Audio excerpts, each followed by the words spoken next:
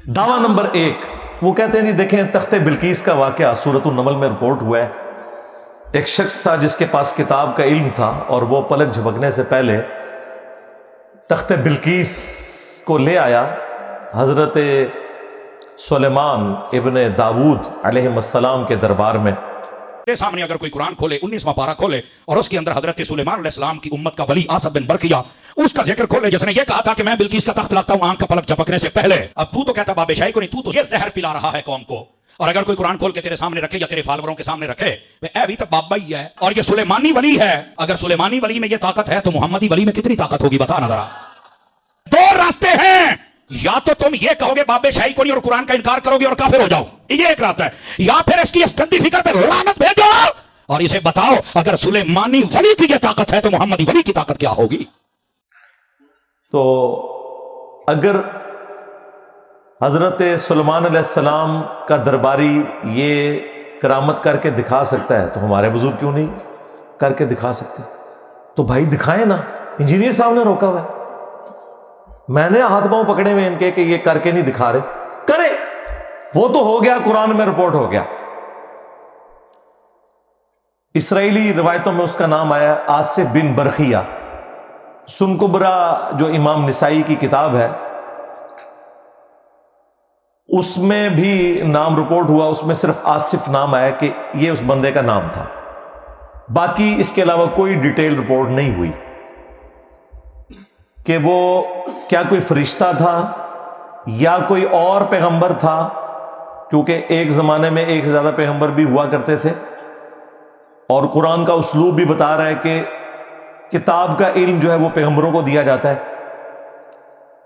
तो इसकी कोई तफसील नहीं आई है कि वो कौन था। बाकी उसमें से जो रिजल्ट निकला वो ये था कि जब वो तख्त सामने आया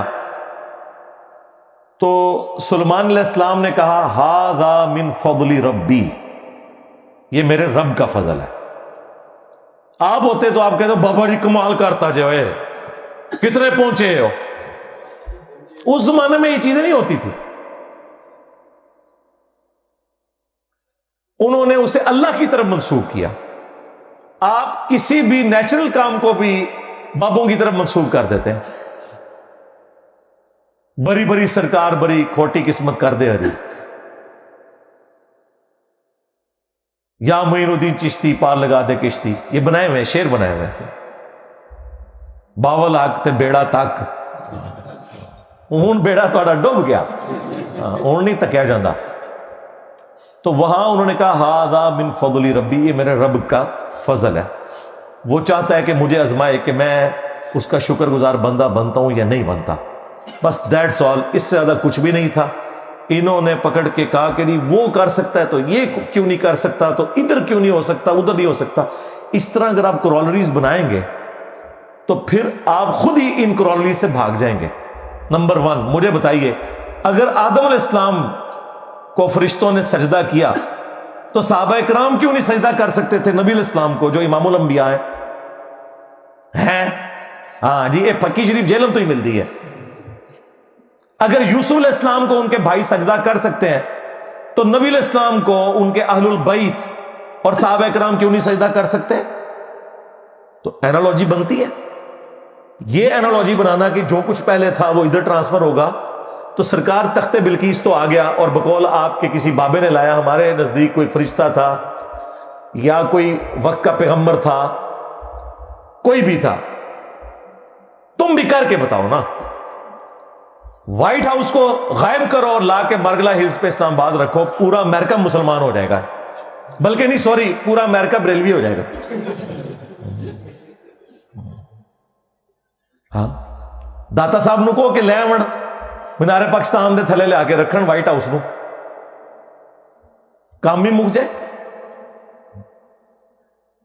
बैतुल मकदस उठा के पाकिस्तान ले आए, इसराइल से जान छूट जाएगी। फलस्तीनियों के ऊपर जो जुल्म हो रहे हैं, अब बाबे किधर जाए निगाह मारने वाले? तुम बताओ तुम्हारे बाबे किधर है, लाए ना, व्हाइट हाउस को गायब करें। और अगर इसी चीज को तुमने शोबदाबाजी समझते हो कि ये करामत है, तो अगर ये आपका दावा है ना कि इस तरह कुछ हो सकता है तो करके दिखाएं, हम मान लेंगे। مطلب یہ جو اتنا آپ لوگوں کے فرقوں کو میری وجہ سے نقصان ہوا ہے، آپ کے لیے زندگی موت کا مسئلہ بن گیا ہے، تو بھائی بابے کڈو بار، آج ضرورت ہے بابوں کی، ابھی برا وقت آ گیا ہے، بابوں کے اپنے ماننے والوں کی اولادیں گمراہ ہو گئی ہیں، بابوں کی میمز بنا رہی ہیں وہ، تو بابوں نے کب کام آنا ہے؟ تو تخت بلقیس والے واقعے کو اس طریقے سے پریزنٹ کر کے یہ معاملات آگے لے کے چلنا یہ بڑا ظلم ہے۔